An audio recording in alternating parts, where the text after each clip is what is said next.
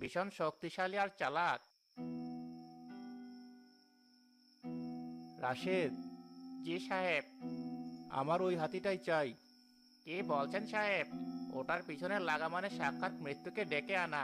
আমারও ভয় লাগে। ওটা পাপ হবে সাহেব, ঘোর পাপ। পাপ পুণ্যের বিচার আমি করব। তোকে যা বলছি তাই শোন। ওই সোনার দাঁত যদি আমি হাতে পাই, তাহলে আমাদের আর কিছু করতে হবে না। সারা জীবন বসে খেতে পারবো। তোকে আমি এত টাকা দেবো যে তোর নাতিপুতিরাও শেষ করতে পারবে না। বল, রাজি? আপনি যখন হুকুম দিয়েছেন, তখন আর না বলে কি করে? জান বাজি রেখে দেব সাহেব। কিন্তু যদি কাজটা হাসিল করতে পারি, তাহলে যা চেয়েছি তার থেকে 1 টাকাও কম নেব না। এক টাকাও কম পাবি না। যা, কাজে লেগে পড়। যত তাড়াতাড়ি সম্ভব আমাকে খবর দিবি।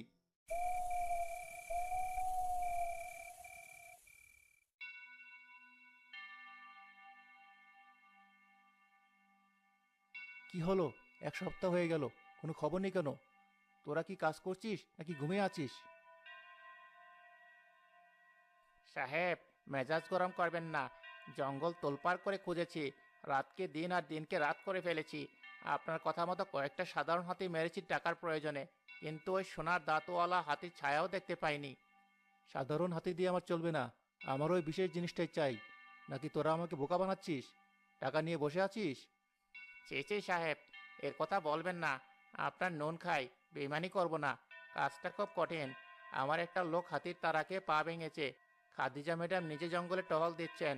খুব সাবধানে পা ফেলতে হচ্ছে। লোকে পা ভেঙেছে না মরছে সেটা আমার দেখার বিষয় নয়।